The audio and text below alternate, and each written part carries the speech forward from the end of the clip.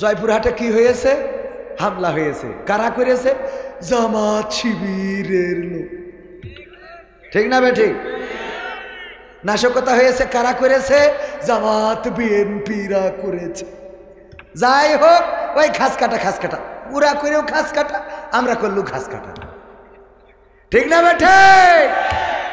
হ্যাঁ, শুধু তাই না, অকেজো একটা পুলিশ প্রশাসন বানিয়েছিল। এত অকেজো, একবার নাকি আমেরিকা, তারপরে রাশিয়া এবং বাংলাদেশের 3 দেশের পুলিশের প্রতিযোগিতা যে কারা বেশি দক্ষ। একটা এরিয়া করা হলো এবং ওই এরিয়ার মধ্যে বলা হলো এরিয়ায় যাও, খুঁজে দেখো কোনো হরিণ পাও কিনা। যদি হরিণ থাকে অথবা না থাকে, যারা আগে এসে রিপোর্ট দেবে তারাই ফার্স্ট, যদি ঠিক হয়। আমেরিকার পুলিশ 1 ঘন্টার মধ্যে সার্চ করে এসে বলল যে এই বনের মধ্যে, এই জঙ্গলের মধ্যে, এই এরিয়ার মধ্যে একটাও হরিণ নাই। রাশিয়ার পুলিশ এসেছে 3 ঘন্টা পরে, এসে বলল এই জঙ্গলে কোনো হরিণ নাই। বাংলাদেশের পুলিশ এসেছে 3 দিন পরে। কয়দিন পরে? 3 দিন পরে। সাথে করে একটা ছাগল ধরে নিয়ে এসেছে। কি নিয়ে এসেছে? যারা বিচারপতি তারা বলছে কি ব্যাপার, তোমাদের 3 দিন লাগলো কেন এই বাগানটা সার্চ করতে? বলল আপনি এমন একটা বাগানে আমাদের পাঠিয়েছেন যেই বাগানে আমরা তন্ন করে খুঁজে দেখলাম কোথাও কোনো হরিণ নাই। হরিণ তো দূরের কথা, হরিণের আন্ডা বাচ্চা কিছু নাই। তো এটা তো আমরা আমেরিকার পুলিশের কাছে রিপোর্ট পেয়েছি 1 ঘন্টায়, আর রাশিয়ার পুলিশের কাছে রিপোর্ট পেয়েছি 3 ঘন্টায়। তোমাদের 3 দিন লেগে গেল কেন? আর সাথে করে ধরে আনিস ওইটা কি? কয় এইটা ধরে আনতে যে এই তো আমাদের 3 দিন লেগে গেছে। কারণটা কি? কারণ হলো আমরা যখন কোথাও কোনো হরিণ খুঁজে পেলাম না, তখন চিন্তা করলাম কি করা যায়। গবেষণা করতে করতে হঠাৎ করে মাথায় চিন্তা আসলো যে যাই করে হোক তাই করে হোক, হরিণ তো একটা হাজির করা লাগবে। এরপরে সামনে দিয়ে দেখি একটা ধাড়ি ছাগল দৌড়ে যাচ্ছে। তাড়াতাড়ি করে তারা আমরা ধরলাম, ধরে নিয়ে নিয়ে আসিছি। কারণটা কি? কারণ হলো স্যার, এই হরিণ, এই ধাড়ি ছাগলরে যদি রিমান্ডে দেন তাইলে ও নিজে মুখে স্বীকার করবে ও হরিণ। ও বলবে আমি ছাগল নামে হরিণ। রিমান্ডে দিতে হবে খালি। কথা কি বোঝা গেছে? ওর যদি রিমান্ডে দেন তাইলে ও নিজেই বলবে, আমাদের বলা লাগবে না, ওই বলবে আমি হরিণ। এই ডানতি যে আমাদের 3 দিন লেগে গেল। ভাইরা আমার, এমন অকেজো পুলিশ বানানো হলো। কোথায় কোন হামলা হয়, কোথায় কোন নাশকতা হয়, কোথায় কে মন্দিরে যে মূর্তি ভাঙে, সব দোষ জামাত বিএনপি, জামাত শিবির, দাড়িওয়ালা টুপিওয়ালা মসজিদের ইমাম খতিব, মাদ্রাসার মুহতামিম মুহাদ্দিস, ইসলামী আন্দোলনের নেতাকর্মী কোনো কথা ছাড়াই ধরে আনে।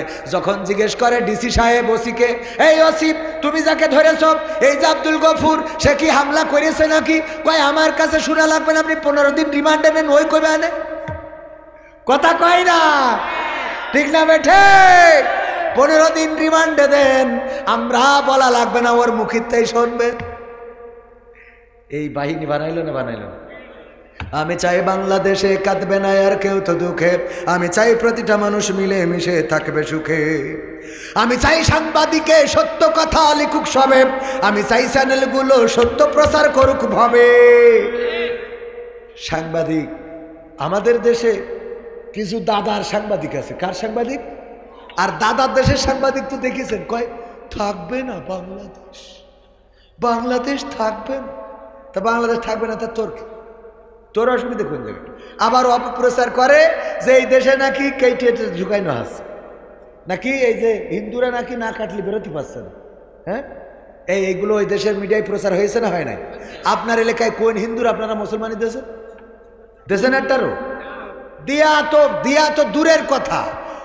আমি বলি যারা বলে অসাম্প্রদায়িক, আমাদের এই ভারত, আমাদের ইন্ডিয়া, আমাদের এই হিন্দুস্থান, তারা তো এত অসাম্প্রদায়িক যে আমাদের বাবরি মসজিদটা ভেঙে রাম মন্দির বানিয়েছে। অথচ এই বাংলাদেশে আজ পর্যন্ত দেখাতে পারবে না কোন মন্দির ভেঙে মসজিদ বানানো হয়েছে, কোন প্যাগোডা ভেঙে মসজিদ বানানো হয়েছে, কোন গির্জা, কোন গুরুদুয়ারা ভেঙে মসজিদ বানানো হয়েছে। না, সেটা হয় নাই।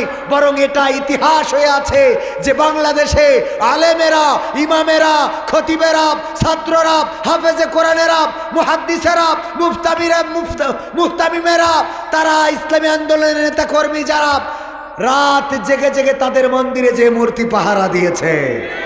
ঠিক না বেঠে? আমার দেশের আলেমরা, আল্লাহওয়ালারা, মুফতিরা, মুহাদ্দিসেরা, মাদ্রাসার সন্তানেরা, কোরআনের খাদেমেরা তারা মন্দিরে যে মূর্তি পাহারা দেয়, আর তোমরা আমাদের বলো আমরা এই দেশে সংখ্যালঘু নির্যাতন করছি, সংখ্যালঘুরা বিপদে আছে। এই নিউজ বাংলাদেশ কেন বিশ্বের মানুষ খায় না? ঠিক না বে ঠিক? সংখ্যালঘু নির্যাতন হচ্ছে। আমি বললাম ওই যে আপনার এই কে যেন নাসিরউদ্দিন হোজ্জা অনেকদিন ধরে গরুর গোশ খায় না, তো 1 কেজি গরুর গোশ কিনে এনে স্ত্রী বলছে রান্না করো, অনেকদিন ধরে গরুর গোশ খাইনি, আজকে একটু খাবো, খুব কায়দা করে মজা করে রান্না, মশলা টশলা বাড়িয়ে দিও, আমি গোসলটা করে আসি। গোসল করে এসে স্ত্রী বলছে কই গোশ তো কই, নিয়ে আসো। স্ত্রী করিস কি, ও তো মেলা দিন খাইনি। আগের সময় মানুষ খুব খাতি পেত, ঠিক কিনা? 1 কেজি চাউলের ভাত খাওয়া কোনো ব্যাপার ছিল না, এরকম না? তো 1 কেজি গোশ ওইটা রান্না করি, উনি একটু 2-1 কান করে খাতি খাতি পুরো কড়াই শেষ। নাসিরউদ্দিন হোজ্জা আসার আগে সব শেষ। yani নাসিরউদ্দিন হোজ্জার বউ চিন্তা করছে কি করি বাঁচা যায় স্বামীর হাত থেকে। মহিলাদের একটু বুদ্ধি বেশি হয়, কি বেশি না? বেশি মানে শয়তানি বুদ্ধি বেশি হয়, ঠিক না বেঠে? বুদ্ধির শেষ নেই। মেয়ে প্রেম করে, বাড়ি নিয়ে আসে বয়ফ্রেন্ড, এই কান নিয়ে আইছিস? আম্মা আমার বয়ফ্রেন্ড 3 মাস ধরে আমি লাইন করেছি। ও আব্বা ভালো আছো? ওরে আব্বা, এই কয় তোর বয়ফ্রেন্ড কি গাঁজা খায় নাকি? তো হ্যাঁ, তো তোর গাঁজাখোরের সাথে তো তোর আব্বা বিয়ে দেবে না। তাহলে কি করবা আম্মা? তুই নিয়ে পালাই যা, তুই নিয়ে পালাই যা, আমি দেখবা না কি করতে হয়, যা। কারণ ও গাঁজাখোরের সাথে দিত না। এইবার মেয়ের পাঠাই দিয়ে যেই মেয়ে চলি যায়, বলে তোর খালার বলি রাখবান, আমি ফোন করি, তোর খালা বাড়ি উঠিস। হ্যাঁ, এইবার যেই মেয়ের বাপ বাড়ি আসে, ওরে অভিনয়, ও আল্লাহ কি জন্ম দে তুই চাও রে, আমার মুখি সুন কালি লাগায় কলে গেল গো, ও আল্লাহ আল্লাহ। ঠিক না বে ঠিক? ওর অভিনয়ের কাছে শেখ হাসিনা ফেল। পাঠাই দিয়ে আবার স্বামীর কাছে এমন ভাব করে ও কিছুই জানে না। আর দোষ হলে স্বামীর, কি জন্ম দে তুই চাও। ও 10 মিনিটই ওর দোষ হয়ে গেল সব। হ্যাঁ, কি জন্ম দে তুই চাও, ও আল্লাহ এ কি ক্ষতি করল রে, আমার মেয়ে তো ওই রাম না, তো কি রাম? ফেরেশতা? কথা কয় না। ঠিক বলছি না? ঠিক বলছি তো। এখন নাসিরউদ্দিন হোজ্জার বউ ও একটা বিড়াল গলায় দড়ি দিয়ে এই নিয়ে নাসিরউদ্দিন হোজ্জার সামনে দিয়ে বলছে, কতদিন ধরে বললাম এই বিড়ালটা ফেলাই দিয়েছ, আজকে কি করতে করেছে? কি ও বিড়ালে সব গোশ খেয়েছে। নাসিরউদ্দিন হোজ্জাও ছিল খুব চালাক, ও বলছে তাহলে বিড়ালটা দাও, প্যাকেটে করে নিয়ে যায়। নিয়ে যেয়ে আপনাদের এখানকার কি বাজার বলেন আবার ভুলে গেছি, সালাইপুর বাজার। এই সালাইপুর বাজারে যেয়ে একজনের দোকানে মিটার মাপা, ওর ওখানে মিটারে দিয়ে বলছে আবার বিড়ালটা একটু ওজন দাও দিন।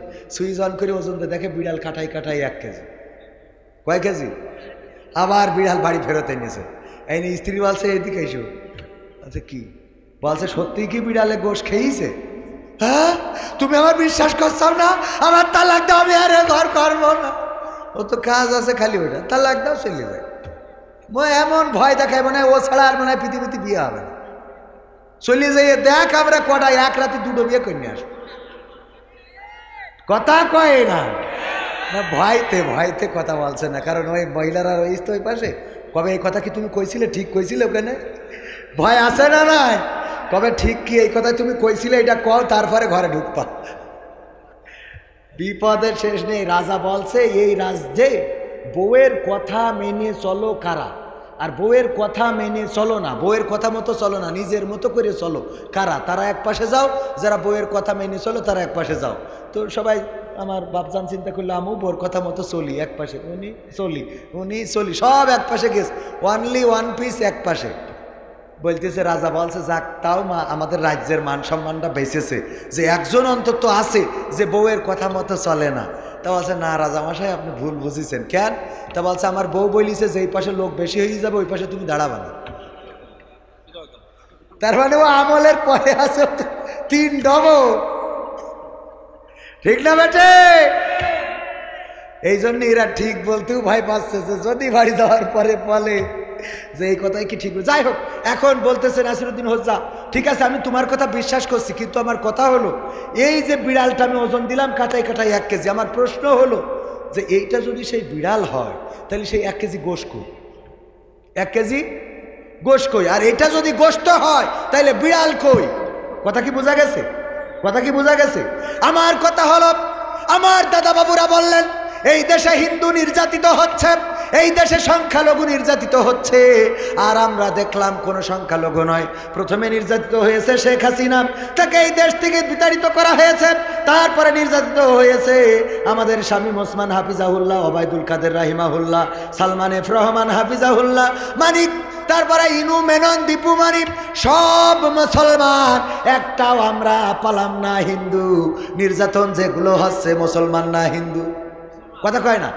আমার প্রশ্ন হইল, যদি সংখ্যালঘু নির্যাতন হয় তাহলে নির্যাতন তো হচ্ছে শেখ হাসিনা, ওবায়দুল কাদের, ইনু মেনন, দীপু মনিক, শামীম ওসমান, সালমান এফ রহমান, মানিক, আরাফাত, ব্যারিস্টার সুমন, সব মুসলমান, আর ওরা বলে সংখ্যালঘু নির্যাতিত হচ্ছে। আমরা খুঁজে দেখলাম এই দেশে তো হিন্দুরা নির্যাতিত হচ্ছে না, তাহলে সংখ্যালঘু যদি হয় তাহলে ইরা নাকি? কথা কয় না। আবার ওরা যদি সংখ্যালঘু হয় তাহলে সব তো দেখি মুসলমান, তাহলে মুসলমান করে গেল। কথা কি বোঝা গেছে? নির্যাতিত তো হচ্ছে সব মুসলমান। এই দেশে এই ইউনিয়নের যে চেয়ারম্যান ছিল আওয়ামী লীগ, সে কি এলাকায় আছে? মুসলমান না হিন্দু? মুসলমান। তাহলে সে এলাকায় নেই, সে চলে গেল, তাহলে এইটা মুসলমান। এখন যদি সংখ্যালঘু নির্যাতিত হয় তাহলে ইনার আমাকে সংখ্যালঘুতি পাঠানো ছাড়া তো রাস্তা নেই। আবার ইনার যদি সংখ্যালঘুতি পাঠায় তাহলে উনি তো মুসলমান, তাহলে সে মুসলমান আবার কনে যাচ্ছে? কথা কি বোঝা গেছে? আমি চাই সাংবাদিকে সত্য কথা লিখুক সবে, আমি চাই চ্যানেলগুলো সত্য প্রচার করুক ভাবে, আমি চাই দাদার দেশের চ্যানেলগুলো বন্ধ হবে, আমি চাই ইসলামী টিভি চ্যানেল খোলা রবে, আমি চাই দাদার দেশের চ্যানেলগুলো বন্ধ হবে, আমি চাই ইসলামী টিভি চ্যানেল খোলা রবে, আমি চাই বাংলাদেশে কাঁদবে না আর কেউ তো দুঃখে, আমি চাই প্রতিটা মানুষ মিলে মিশে থাকবে সুখে, আমি চাই বন্ধ হবে সুদার ঘুষের লেনা দেনা, আমি চাই যোগ্য যুবক দেশ দশের বোঝা হবে না, আমি চাই বন্ধ হবে সুদার ঘুষের লেনা দেনা, আমি চাই যোগ্য যুবক দেশ দশের বোঝা হবে না, আমি চাই খুন খারাপি হবে না কবু আমার দেশে, আমি চাই গড়বে এ দেশ ভাইয়ে ভাইয়ে ভালোবেসে, আমি চাই খুন খারাপি হবে না কবু আমার দেশে, আমি চাই গড়বে এ দেশ ভাইয়ে ভাইয়ে ভালোবেসে, আমি চাই বাংলাদেশে কাঁদবে না আর কেউ তো দুঃখে, আমি চাই প্রতিটা মানুষ মিলে মিশে থাকবে সুখী, আমি চাই আলেম যারা থাকবে দেশে মুক্ত তারা, আমি চাই মুফাসসিরের কণ্ঠে কোরআন শুনবে ধরা, আমি চাই আলেম যারা থাকবে দেশে মুক্ত তারা, আমি চাই মুফাসসিরের কণ্ঠে কোরআন শুনবে ধরা, আমি চাই কারাগার থেকে ফিরবে আমার ভাইয়েরা নিড়ে, আমি চাই কোরআনের পাখিরা মোদের মাঝে আসবে ফিরে। আসছে না? আসছে কিনা? ডক্টর মিজানুর রহমান ফিরেছেন, ফিরেছেন রফিকুল ইসলাম মাদানী, ফিরেছেন মামুনুল হক, ফিরেছেন আমির হামজা, সবাই ফেরে, কিন্তু কোরআনের পাখি আর ফিরবে? কোরআনের পাখি আর ফিরবে না। উনি যদি, উনার আকাঙ্ক্ষা ছিল যে আর একটা বার যদি বাংলাদেশে কোরআনের ময়দানে যেতে পারতাম, আর একটা বার যদি কোরআনের তাফসীর শোনাতে পারতাম, এই আকাঙ্ক্ষা এই আক্ষেপ নিয়েই বিদায় নিতে হয়েছে। যারা এই ষড়যন্ত্র করে কোরআনের পাখিকে কারারুদ্ধ করে রেখেছিল, শুধু তাই নয়, 13টা বছর পরে তাকে বের করে নিয়ে যে চিকিৎসার নামে ইনজেকশন পুশ করে শহীদ করেছে, আল্লাহর কসম তাদের স্বাভাবিক মৃত্যু এই বাংলার জমিনে হবে না। তাদের স্বাভাবিক মৃত্যু বাংলার মানুষ দেখতে চায় না। কারণ যারা আমাদের কোরআনের খাদেমদেরকে তাদের উপরে এতটাই জুলুম করেছে, আহারে একটু মায়া হয় নাই? যেই সুললিত কণ্ঠস্বর শুনে অসংখ্য হিন্দু, বৌদ্ধ, খ্রিস্টান ইসলামের আলোয় আলোকিত হয়েছে, সেই মানুষটাকে 13টা বছর কারাগারে রেখে ক্ষান্ত হয় নাই, বরং তাকে নিশ্চিহ্ন করেছে। তাদের ভয় ছিল জনপ্রিয়তার। কি প্রিয়তা?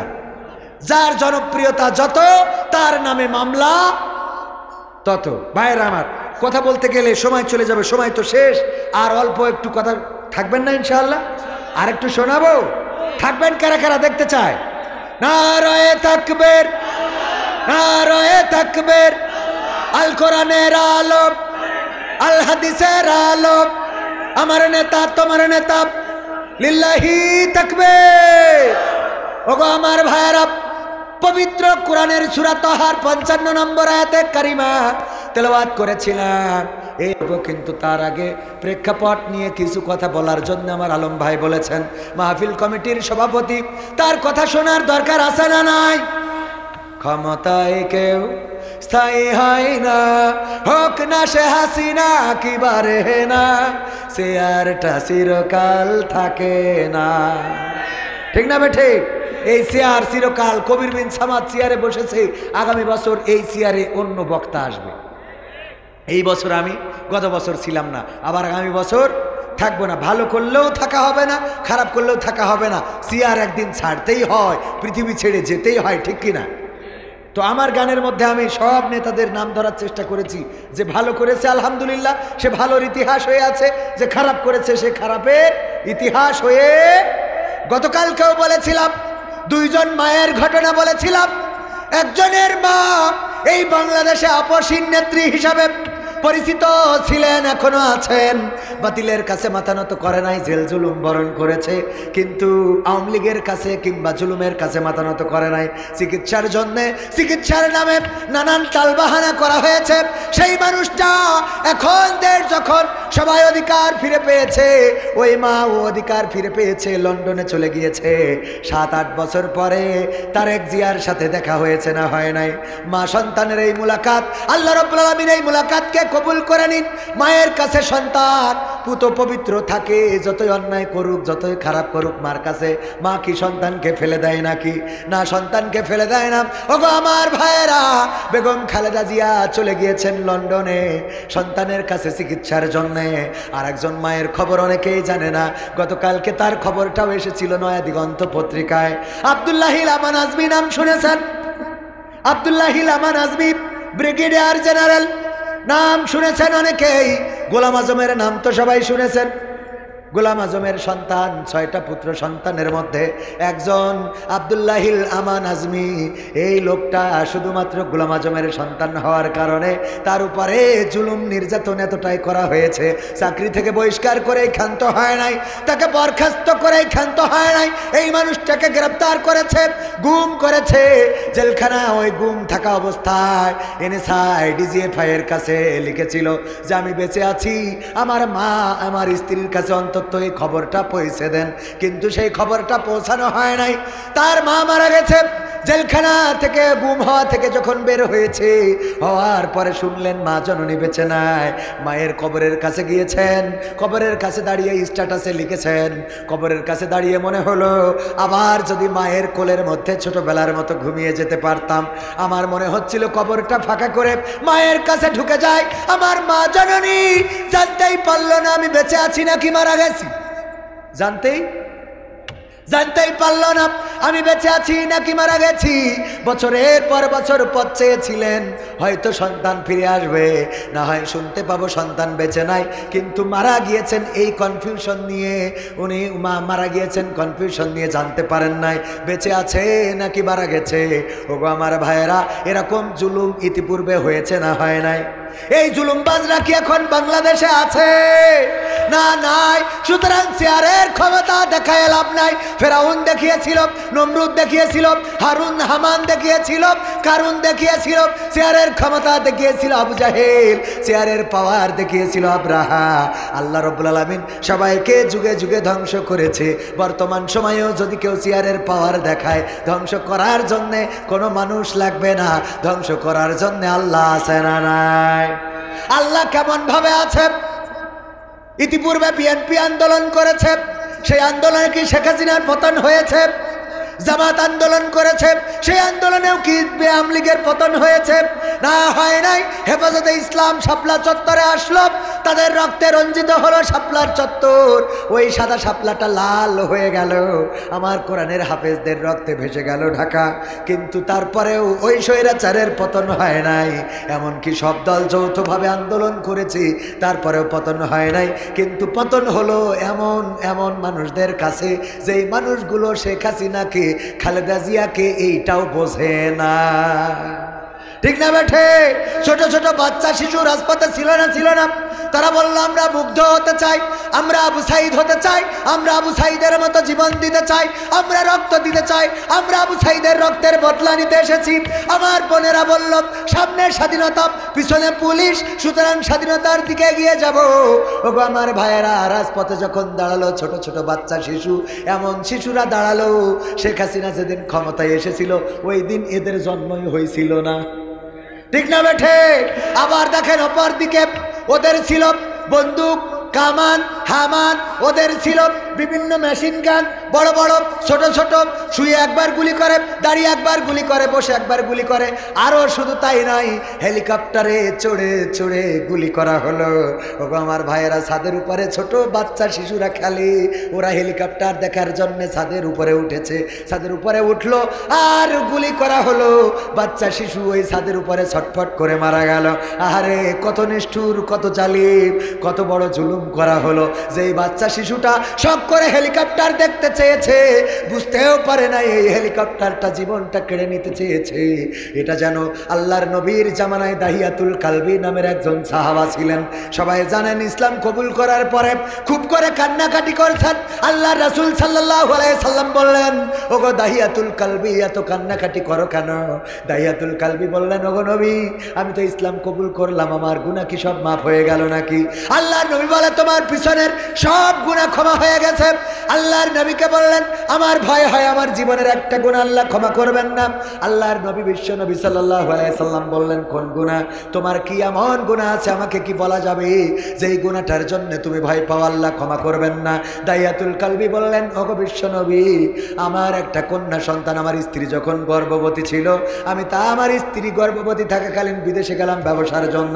আমি ব্যবসার কাজে বাইরে গেলাম, আমার স্ত্রী গর্ভবতী, আমার কাছে খবর আসলো আমার একটা সন্তান হয়েছে, তবে সে মারা গিয়েছে, অথবা মৃত সন্তান জন্মগ্রহণ করেছে, ভূমিষ্ঠ হয়েছে। আমি যখন 3-4 বছর 5 বছর পরে বাড়িতে আসলাম, আসার পরে দেখি আমার বাড়িতে একটা ফুটফুটে কন্যা সন্তান ঘুরে বেড়ায়। আমি বললাম, এই সন্তানটা কার? বলল, এটা হলো তোমার সেই সন্তান যেটা তুমি গর্ভে রেখে গিয়েছিলে। তাইলে আমাকে মিথ্যা কেন বলেছিলে? মিথ্যা বলেছিলাম এই জন্যে যে তুমি আমাকে আদেশ করবা এই সন্তানকে মেরে ফেলো, কারণ এই মক্কায় কোনো কন্যা সন্তান বাঁচিয়ে রাখা হয় না। কন্যা সন্তান হইলে সবাই লজ্জা বোধ করে, অপমান বোধ করে। এই কারণে আমি তোমার সাথে মিথ্যা বলেছিলাম। দেখো কত ফুটফুটে, কত সুন্দরী, এই জন্য নাম রেখেছি জামিলা, মানে অত্যাধিক সুন্দরী। এই কন্যাকে এখন জানি তুমি আর মারতে পারবা না, তাই বড় করেছি তিলে তিলে। ওই সন্তান আল্লাহর নবী দাহিয়াতুল কালবি আল্লাহর নবীকে বললেন, ওগো বিশ্ব নবী, আমি যখন রাত্রে ঘুমালাম, রাত্রে খাটের উপরে শুইলাম, আমার সন্তান মাঝখানে শুয়াব, একবার আম্মু আম্মু বলে ওর মায়ের গলা জড়িয়ে ধরে, আর একবার আব্বু আব্বু বলে আমার গলা জড়িয়ে ধরে। আর আমি রাত্রে চিন্তা করতে লাগলাম, এই সন্তানকে তো বাঁচিয়ে রাখা যাবে না। মক্কার মানুষ আমাকে বলবে, ওই যে দেখো কন্যা সন্তানের বাবা হেঁটে যায়, ওই যে দেখো অমুকের মেয়ে, অমুকের মেয়ে আছে, অমুকের মেয়ে আছে, এই কথা বলবে। এই চিন্তা করে আমি চিন্তা করলাম এই সন্তানকে বাঁচিয়ে রাখবো না। পরের দিন স্ত্রীকে বললাম, স্ত্রী সন্তানকে গুছিয়ে দাও। কতটা বছর বাইরে থেকে আসলাম, আত্মীয়ের বাড়িতে বেড়াতে যাওয়া হয় না, আমি আমার সন্তানকে নিয়ে আত্মীয়ের বাড়িতে যাব। আমার স্ত্রী সরল মনে মেয়েকে গুছিয়ে দিল, আমি তাকে নিয়ে ছুটে চললাম নিরাপদ জঙ্গলের দিকে, নিরাপদ গন্তব্যের দিকে। যখন আমি যাইতেছি, মাঝে মাঝে আমার সন্তান পিছনে পড়ে যায়, আব্বু আব্বু বলে ডাক দিয়ে দৌড়ে এসে আমার আবার জড়িয়ে ধরে, আবার পিছনে পড়ে যায়, আবার আব্বু আব্বু বলে ডাক দিয়ে সামনে এসে জড়িয়ে ধরে। এমনি করে করে যখন আমি গন্তব্যে পৌঁছে গেলাম, আমি আমার কন্যাকে বললাম, ওইদিকে যাও খেলো। আমি গর্ত খোঁড়া শুরু করে দিলাম, গর্ত খোঁড়া হয়ে গেল। আমার সন্তান গর্ত যখন খুঁড়ছিলাম, বারবার আসে, আমার দাড়িতে ধুলা লেগে যায়, ধুলাগুলো ছেড়ে দেয় আর বলে, ওগো বাবা, এত কষ্ট কেন করো? এত কষ্ট করার কোনো দরকার নাই। আমি আমার সন্তানের সেই মায়া মহব্বতের সেই কথাগুলো এখনো শুনতে পাই। এরপরে গর্ত খনন করা যখন হয়ে গেল, সন্তানকে ডাকলাম, আসো গর্তের মধ্যে দেখো মা। গর্তের কাছে যখন আসলো, আমি তারা হাত পা বেঁধে ফেললাম। সন্তান কান্নাকাটি শুরু করে দিল, ওগো বাবা, কেন আমার হাত পা বাঁধা হয়? কি এমন অপরাধ করেছি আমি? হাত পা বেঁধে গর্তের মধ্যে ক্ষেপণ করে দিলাম। সন্তান চিৎকার করে বলল, বাবা গো বাঁচতে দাও, মেরো না গো বাবা, আমার মায়ের কাছে যেতে দাও, যদি তোমাকে বাবা ডাকা অপরাধ হয়ে থাকে আর কখনো ডাকবো না। ও গো বাবা, আমাকে হত্যা করো না, আমাকে মেরে ফেলো না। আমি তার কোনো কথা শুনলাম না, একটা পাথর নিলাম আর আমি তার বুক বক্ষ বরাবর মেরে দিলাম। পাথরটা বুকের উপরে পড়লো, চারিদিক দিয়ে রক্ত ফিনকি দিয়ে বের হয়ে গেল, আর মুখ থেকে একটা আওয়াজ ভেসে আসলো, আব্বা আব্বা। এখনো যখন আমি পথ চলি, হঠাৎ করে আমার মেয়ের ওই কান্নার শব্দটা শুনি, আব্বা আব্বা। এই কান্না, এই চিৎকার এখনো আমার কানে বাজে। ওগো বিশ্বনবী, আমার ভয় হয় আল্লাহ আমার জীবনের সব গুনাহ ক্ষমা করলেও এমন বড় অপরাধ আল্লাহ ক্ষমা করবেন না। আল্লাহর নবী যখন এই ঘটনা শুনছিলেন, বিশ্বনবীর এত দয়া এত মায়া, আল্লাহর নবীর চোখের অশ্রু গড়িয়ে দাড়ি ভিজে টপ টপ করে মাটিতে পড়ছিল। বিশ্বনবী বললেন, ওগো দাইয়াতুল কলবি, আল্লাহ তোমাদের সব গুনাহ ক্ষমা করে দিবেন। তবে আমি চিন্তা করি, জাহেলিয়াতের যুগে তোমরা কতটা জাহেল ছিলে, কতটা মূর্খ ছিলে, কতটা বর্বর ছিলে, কতটা নরপিশাচ ছিলে, কতটা তোমরা নিষ্ঠুর ছিলে যে তোমাদের কলিজার টুকরা কন্যা সন্তানদেরকেও বাঁচিয়ে রাখো না। আহারে, আমাদের স্বৈরাচার সরকার এমন ছিল, ছোট ছোট বাচ্চা শিশুরা রাজপথে দাঁড়ালো, কার সন্তান কার কলিজার টুকরা তিলে তিলে বড় করেছে। ছোট ছোট বাচ্চা শিশুগুলো তাদের বুকে গুলি চালাইতে দ্বিধাবোধ করে নাই। আমার আবু সাইদের বুকে গুলি চালালো, আমার মুগ্ধ পানি পানি বলে চিৎকার করছিল। আরে কত সুন্দর মানুষটা বলল, পানি লাগবে, পানি পানি লাগবে, পানি। কার পানির দরকার? পানি লাগবে, পানি। এই পানি যে বিতরণ করছিল, তার বুকে গুলি মেরে শহীদ করে দেয়া হলো। আরে ছোট ছোট বাচ্চা শিশুগুলো ছাদের উপরে হেলিকপ্টার দেখতে গেল, আর ওই হেলিকপ্টার থেকে গুলি করা হলো। আর ছোট ছোট বাচ্চা শিশু, হিন্দুর সন্তান পর্যন্ত মারা গিয়েছে। ছোট বাচ্চা শিশুরা, কলিজার টুকরারা, যারা ঘর মাতিয়ে রাখে, যারা একবার আব্বুকে ডিস্টার্ব করে, আঞ্জালা করে, আব্বু আব্বু বলে আব্বুকে বিরক্ত করে, আর একবার আব্বুকে বিরক্ত করে। এই বিরক্ত না করলে বাড়িটা আনন্দে থাকতো না, বলেন ঠিক কিনা? এই বাচ্চা শিশুগুলো শহীদ করে দেওয়া হলো, এত জুলুম করা হলো। এরপরেও আবার আমাদের নেত্রীরা বলল যে আমরা উপর থেকে গুলি ছুড়ি নাই, পানি ছুড়েছি। তার মানে ওদের কাছে গুলিটা হলো পানির মতো, ঠিক না ঠিক? ওদের কাছে বন্দুকের গুলি পানি। ওরা মানুষের জীবনকে মানুষের জীবন মনে করে নাই, মানুষকে শুধু মেরেই ক্ষান্ত হয় নাই, সেইগুলোকে আবার ভ্যানে ভরেছে, পুলিশের পিকআপে ভরেছে, আগুন জ্বালিয়ে দিয়েছে, পুড়ে ছারখার হয়ে গেছে। আহারে, মুসলমান লাশগুলোর একটু কবর দাফন কাফনের ব্যবস্থাও করতে দেয় নাই। গুম করেছে ইলিয়াস আলী নামের বিএনপির যে নেতা সিলেটের, তাকে হত্যা করার পরে জানার পরেও নেত্রী বলল, ঠিক আছে আমি খুঁজে দেব, আমি খুঁজে দেখবো। মেয়েকে জড়িয়ে সান্ত্বনা দিল। আহারে, কত বড় অভিনেতা! আবার টিস্যু পেপার দিয়ে চোখ মুছেছে না মোছে নাই? চোখ মুছলো এমন ভাবে আমার মুকাদ্দাস, আমার ওয়ালিউল্লাহ শহীদ করে দেওয়া হলো। কত ছাত্র সংগঠনের কত নেতা কর্মী চিরজন্মের মতো তাদেরকে বিদায় করে দেওয়া হলো। ওগো আমার ভাইয়েরা, তারপরেও কি ক্ষমতার চেয়ারটা টিকেছে? না, টেকে না। ইতিপূর্বেও যেমন ফেরাউনের ছিল না, নমরুদের ছিল না, তেমনি বর্তমান সময়ে তাদের রাস্তা যারা অনুসরণ করবে, এই চেয়ারটা তাদের দখলে থাকবে। এই জন্যে আমি বলেছি, ক্ষমতায় কেউ স্থায়ী হয় না, হোক না সে হাসিনা কিবারে না, চেয়ারটা চিরকাল থাকে না। মুজিবুর বেশি দিন থাকেনি, জিয়াউর কেউ তো রাখেনি। মুজিবুর বেশি দিন থাকেনি, জিয়াউর কেউ তো রাখেনি। এরশাদ চলে গেছে পৃথিবী ছেড়ে, এরশাদ চলে গেছে পৃথিবী ছেড়ে, কেউ আজ তার কথা কয় না, ঠিক না বেঠে? কষ্ট হচ্ছে বাজান আপনাদের? ক্ষমতায় কেউ স্থায়ী হয় না, হাসিনা ক্ষমতা ধরে রাখতে আয়না ঘর বানিয়েছিল, ঠিক না বেঠে? যারা ঠিক বলবে না তারা ওদের দোষর, ঠিক না বেঠে? হাত উঁচু করে বলেন ঠিক না বেঠে? আরো জোরে বলেন ঠিক না বেঠে? কারণ আপনি যদি ঠিক না বলেন তাইলে বুঝবো আপনি বিশেষ দানের লোক রে। এরকম আছে না নাই? ওবায়দুল কাদের কাকা পালিয়ে গেল। ওবায়দুল কাদের কাকা আমার যশোরের বুকির পদ্মা চলে গেছে। শুনলাম কোন দলের লোক সহযোগিতা করেছে, যে সহযোগিতা করেছে আর যাই হোক সে দলের প্রতি আনুগত্যশীল নয়, বরং সে দলের বাইরে যে কাজ করেছে। বলেন ঠিক কিনা? এই জাতীয় লোক দলে রাখা যাবে না? যাবে না। কারণ যারা জুলুম করলো, নির্যাতন করলো, নিষ্পেষণ করলো, বিনা বিচারে তাদেরকে এই দেশ ছেড়ে সেভ এক্সিট করতে দেয়া হবে। কথা কয় না? হবে। হাসিনা ক্ষমতা ধরে রাখতে আয়না ঘর বানিয়েছিল, জনগণের রোশানলে দাদার দেশে পালিয়ে গেল। ডিবি হারুনের পাশে আর, ডিবি হারুনের পাশে আর পরিমণিদের দেখা যায় না, ঠিক না বেঠে?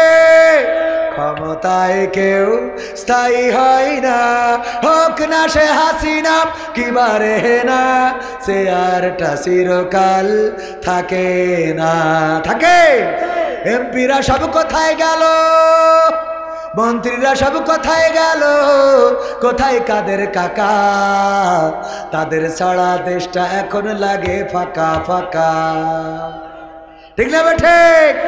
পালাবো না, প্রয়োজন হলে ফখরুলের বাসায় গিয়ে উঠবো। ঠাকুরগাঁওয়ে বাসা আছে না? জায়গা দেবে? বলবো বলবো, শুনবেন শুনবেন, থাকবেন শেষ পর্যন্ত। কারা কারা থাকবেন? কিসের জন্য থাকবেন? আমার জন্য না আল্লাহর জন্য? কার জন্যে? আল্লাহর জন্য, আল্লাহর কোরআনের জন্য থাকতে রাজি আছেন ইনশাআল্লাহ? সত্যি সত্যি কি আপনারা আল্লাহকে ভালোবাসেন? বাসেন? আল্লাহ রাসূলকে ভালোবাসেন? সত্যি? লাইলি আর মজনু দুইজনের তো একটা প্রেম ছিল। মজনু কোনোদিন লাইলিরে দেখে নাই, তো দেখার জন্য ওর বাড়ির গেটের সামনে গেছে। এইটা শুনে লাইলি প্রতিদিন 1 গ্লাস করে দুধ পাঠায় দেয়, নাও মজনুরে খাওয়াও। এইটা দেখার পরে আব্দুল গফুর সাহেব চিন্তা করছে 1 গ্লাস করে দুধ ফিরি ফিরি যেহেতু পাওয়া যায় তো মাগনা খাবো, অসুবিধা কি? উনিও যেই বসে বলছে আমিও মজনু। আমি চিন্তা করলাম আমি কবির বিন সামাদ লস করবো কেন, আমিও যেই বললাম আমিও লাইলির মজনু। আমার চাচা বলছে আমিও লাইলির মজনু। একসাথে 1-150 হয়ে গেছে। লাইলির বান্ধবীরা বলছে আর তো দুধ খাওয়াই পাচ্ছি না। কেন? মজনু তো ছিল আগে একটা, এখন 100টা। কয় আরে আমার মজনু লাগবে একটা, কি এর 100টা? যাচাই বাছাই করো, খাঁটি মজনুরে বের করো। কয় আমরা তো বুঝবো না, কি করে করতে হবে? কয় প্রতিদিন কি নিয়ে যাও? কয় গিলাসে করে দুধ নিয়ে যায়। কয় আজকে গিলাস নিয়ে যাবা খালি। কি করবা? খালি নিয়ে যাবা। আর দুধ নিয়ে যাও কৃষি করি বালতিতে, তো বালতি নেওয়ার দরকার নেই, নেবা একটা ছুরি। কি নিবা? যে গিলাস ধরি বলবা লাইলি রক্ত চাইছে। যে আব্দুল গফুর সাহেবের বলিছে যে লাইলি রক্ত চাইছে, আব্দুল গফুর সাহেব বলছে খাই কাজ নেই, আমার বউ রইস বাড়ি তোমার রক্ত দেবা না, কই হাঁটাতেছে। আমার বলিছে, আমি বললাম আমি রক্ত দেবো, হুজুর মানুষ পয়সাও করে। আমার বউ কত সুন্দরী, কেউ তো দেখিনি, আমি দেখেছি। যাই হোক, এই চাষা ধরি চাষা খায় বুড়ো বয়সে রক্ত দিলে মরি যাবো, হবে না, সব চলে গেছে। খালি যেটা অরিজিনাল, যেটা অরিজিনাল দান, যেটা অরিজিনাল সেইটা বসে আছে। সেটা কি? সেটা বসে আছে। ওর কাছে যাই বলছে রক্ত চাইছে, একেবারে ছুরি ধরি বলছে যে নাও গিলাস পাথর কেসান করে কেটে রক্ত দিয়ে বলছে নিয়ে যাও। এই হলো আসল। কি পাওয়া যায় না? যায় না। আল্লাহর প্রেমিক যারা, তাদের মাঝে মাঝে একটু টেস্ট করলে বোঝা যায় যে কতটুকু খাঁটি আর কতটুকু ভেজাল, ঠিক না বেঠিক? টেস্ট কি করবো? চেক কি করবো? ঘেসান করে কেটে দিতে রাজি আছে? এই প্যাকেট নিয়ে যান, দিন দেয় কিটা কত কেটে দেয়, শিগগিরই যান। যা আছে পকেটে দিয়ে দেন, প্যাকেটে যা আছে পকেটে দিয়ে দেন, প্যাকেটে। সভাপতি সাহেব জনাব শ্রদ্ধাভাজন মাওলানা আলহাজ আশরাফ আলী সাহেব 10,000, 7,000 হবে কেন? 10,000 আর 3,000 টাকা বাকি দিয়ে পরে দিয়ে। হ্যাঁ 10 ধন্যবাদ। ওরে বাবা হইবে না, আল্লাহ আল্লাহ ভরসা। কয় হাজার? নারায়ে তাকবীর। 10,000 টাকা দিলেন আমার সভাপতি সাহেব, আল্লাহ দানকে কবুল করে নাও, নেখায়াত দিয়ে দাও, মনের স্বপ্ন পুরা করে দাও, আপনজনদের কবুল করে নাও। তারপরে কিরা দিয়েছে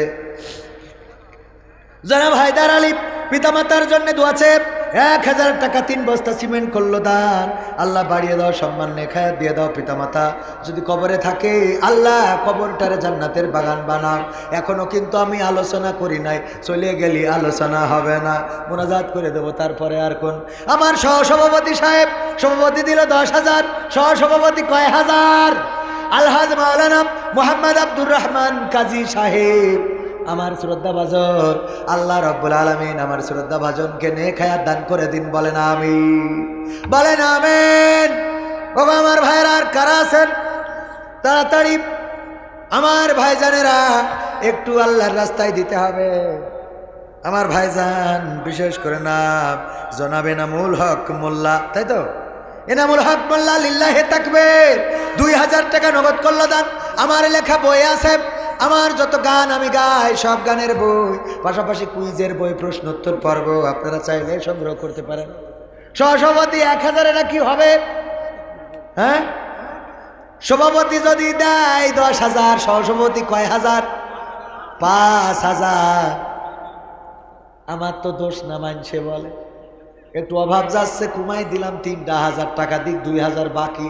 না রয়ে তাকবীর,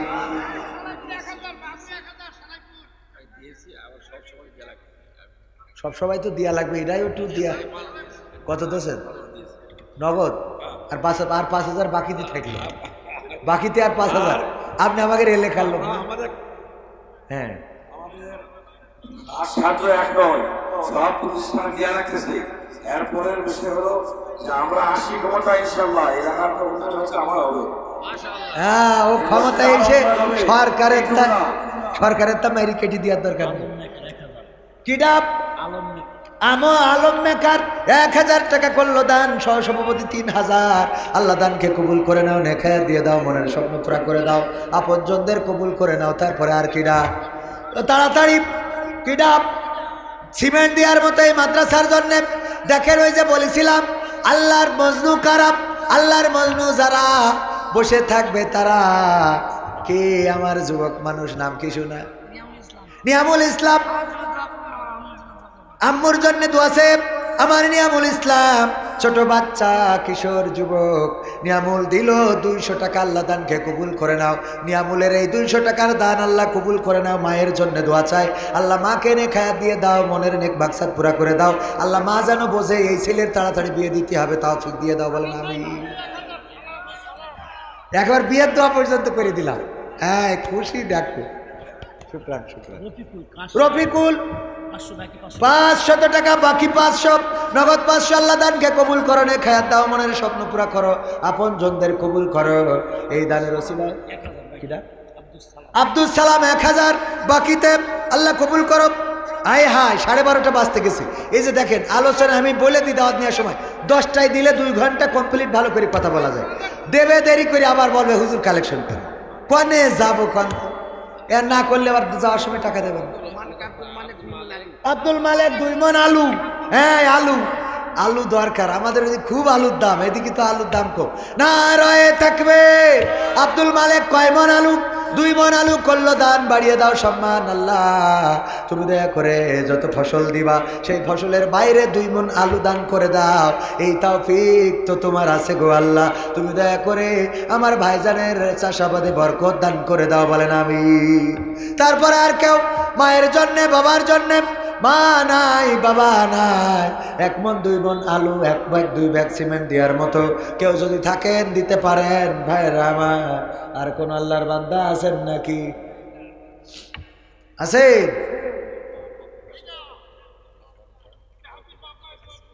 নারায়ে তাকবীর। আবার শ্রদ্ধাভাজন বাপ পাশে বসা মোহাম্মদ রমজান সাহেব, মা অসুস্থ রয়েছেন, 2 ব্যাগ সিমেন্ট মাদ্রাসার জন্য করলো দান। আল্লাহ মায়ের সুস্থতা দান করে দাও, আল্লাহ নেখায়াত দিয়ে দাও, মনের স্বপ্নগুলো পুরা করে দাও। ও আল্লাহ তুমি দয়া করে মা জননীর হায়াত যদি না থাকে, ইমানি হালতে রেখে দুনিয়া থেকে তোমার কাছে নিয়ে নিও। আব্দুল কাফি, আব্দুর রাজ্জাক 2 মণ আলু, আব্দুল কাফি কাফি 1000 টাকা, নারায়ে তাকবীর। আব্দুল কাফি 1000 টাকা, আব্দুর রাজ্জাক 2 মণ আলু। আল্লাহ দানকে কবুল করে নাও, নেক হায়াত দান করে দাও, মনের স্বপ্ন পুরা করে দাও। মঞ্জুয়ারা কি করেছে? 1 মণ আলু অসুস্থ রয়েছে। আলু অসুস্থ না মঞ্জুয়ারা অসুস্থ? মঞ্জুয়ারা অসুস্থ। মঞ্জুয়ারা অসুস্থ, আল্লাহ তুমি সুস্থতা দান করে দাও, নেক হায়াত দিয়ে দাও। ফাইনুর ইসলাম, ফাইনুর ইসলাম 1000 টাকা, লিল্লাহি তাকবীর। আমার আঞ্জুয়ারা বেগম 1 মণ আলু দিল, আল্লাহ সুস্থতা দান করো। ফাইন ইসলাম 1000 টাকা। মইদুল ভাই 1 মণ ধান, লিল্লাহি তাকবীর। মইদুল ভাই দিল 1 মণ ধান, আল্লাহ কবুল করে নাও, নেক হায়াত দাও, মনের স্বপ্ন পুরা করে দাও, আপনজনদের কবুল করে নাও। আব্দুল সামাদ আমার আব্বার নামে নাম। কয় মণ? 2 মণ আলু, লিল্লাহি তাকবীর। এত আলু আমার কিছু পাঠাই দিয়েন যশোরে। আল্লাহ এত আলু এই অঞ্চলে হয়, 2 মণ করে দিল। আল্লাহ দানকে আপনার শ্বশুর, আমার মুজাফফর ভাইয়ের শ্বশুর, নারায়ে তাকবীর। মুজাফফর ভাইয়ের শ্বশুর আমার, তালি মুজাফফর ভাইয়ের শ্বশুর আমার কি হয়? কি আব্দুল সাদেক, সাদেক ভাই? হ্যাঁ সাদেক ভাই, না ভাই হবে না, তাওই হবে। আব্দুল সাদেক তাওই। কয় মণ? 2 মণ আলু দিল আমার ভাইজানের শ্বশুর। আল্লাহ দানকে কবুল করে নাও, নেক হায়াত দিয়ে দাও, মনের স্বপ্ন পুরা করে। আমিনুর মাস্টার বাসকুর, আমিনুর বাসকুর 2 বস্তা সিমেন্ট। এই মুজাফফর ভাই শ্বশুর যখন 2 বস্তা আলু দিলে, আপনি দুই শ্বশুর জামাই 2 ভাই মিলেতে আরো 2 বস্তা দেন। হ্যাঁ আসি তা 2 বস্তা বলেন, একটু দোয়া করে যায় মুসাফির মানুষ। নারায়ে তাকবীর, নারায়ে তাকবীর। আমার ভাইজান মুজাফফর ভাই শ্বশুর 2 বস্তা দিল। হ্যাঁ 5, ওটা আলু আলাদা পাগল। আলু না থাকলেও আপনি মাঠে রাত্রি যাই আরেকজনের তো তুলে নিয়ে আসবেন। আলু ফাতেমা 2 বস্তা সিমেন্ট। নবীর কন্যার নামে নাম, আল্লাহ ফাতেমা রাদিয়াল্লাহু তাআলা আনহার সাথে হাসর করে দিও। আমার মুজাফফর ভাই আগে দিয়েছে 5000, পরে দিল আরো 2 বস্তা আলু। আল্লাহ দানকে কবুল করে নাও, নেক হায়াত দাও, মনের স্বপ্ন পুরা করে দাও, আপনজনদের কবুল করো। মুস্তারি, নারায়ে তাকবীর। মুস্তারি 2 মণ আলু। আল্লাহ দানকে কবুল করো, ব্যবসায় বরকত দান করো, আল্লাহ বিজনেসে বরকত দাও, আল্লাহ ক্ষেত খামারে বরকত দাও, আল্লাহ চাষাবাদে বরকত দাও, আল্লাহ সন্তানিত্বে বরকত দাও। ওই আল্লাহ তুমি দয়া করে পরিবার পরিজনকে কবুল করে নাও, আপনজন যারা কবরে ক্ষমা করে দাও, বলেন আমিন। আর কেউ তাড়াতাড়ি, আর কেউ কি আছেন? আর কেউ? আমি মুসাফির মানুষ, আল্লাহর নবীর ঘরে যদি দান করেন ক্ষতি হবে না।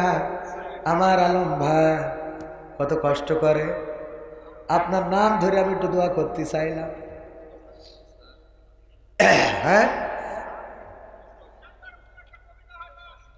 শেষবারের মতো কবিতা আপনারা ফাঁকা করে দিলে। ভালো একটা কবিতা। ওরে বাবা, হ্যাঁ হরন্তাপ কামরুল চৌধুরী 1000 টাকা নগদ করলো দান। আমার আলম ভাই একটু কিছু বলেন, একটু দোয়া করি আমরা ধরি।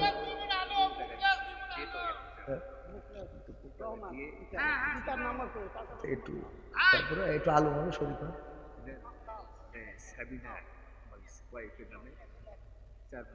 হ্যাঁ মাশাআল্লাহ, নারায়ে তাকবীর।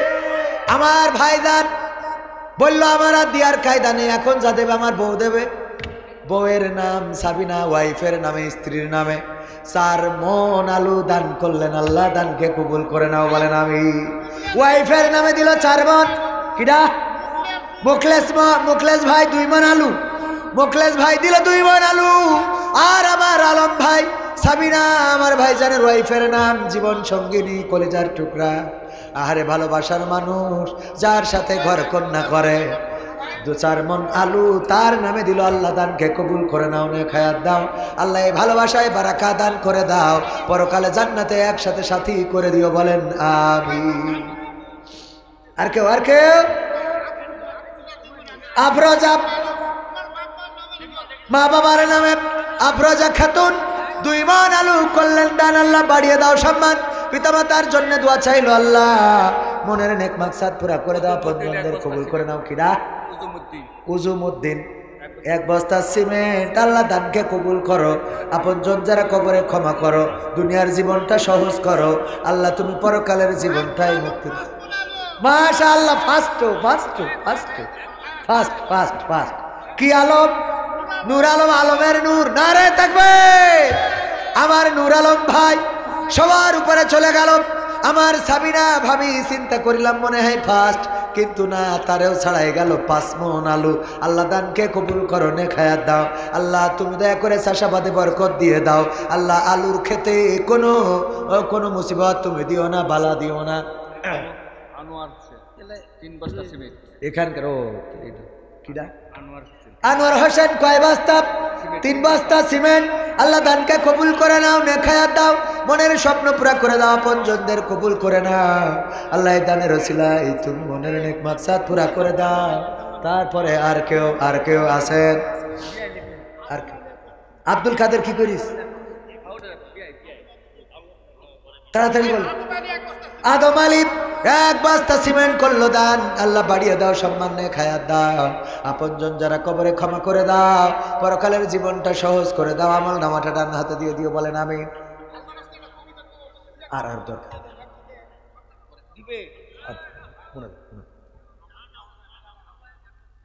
ওয়াহেদ, আব্দুল ওয়াহেদ 1 বস্তা সিমেন্ট। আল্লাহ দানকে কবুল করো, নেখায়াত দাও, মনের স্বপ্ন পুরা করো, আপনজনদের কবুল করো। আপনারা যদি থাকতেন আমি রাত 1টা বাজাতাম, আরো আধা ঘন্টা করে দিতাম, কিন্তু চাইলাম টাকা করে দিলেন ফাঁকা। টাকায় আমায় মানুষ চিনাইছি, ওরে টাকা, টাকায় আমায় মানুষ চিনাইছি।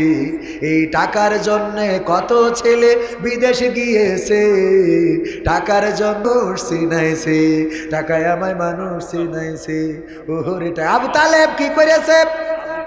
আবুল কালাম বিয়ে করিস, 5,000 টাকা দিয়েছে। নারায়ে তাকবীর। আবুল কালাম কয় হাজার? 5,000 টাকা করলো দান, আল্লাহ বাড়িয়ে দাও, সম্মান নেখায়াত দিয়ে দাও, মনের স্বপ্নগুলো পুরা করে দাও, আপনজনদের কবুল করে নাও আল্লাহ, দানের ওসিলায় পরিবার পরিজনকে ভালো রাখো, বলেন আমিন। আলহামদুলিল্লাহি রাব্বিল আলামিন। রব্বানা যালামনা أنفسنا وإن لم تغفر لنا وترحمنا لنكونن من الخاسرين. ربنا آتنا في الدنيا حسنة وفي الآخرة حسنة وقنا عذاب النار. الله গভীর রাত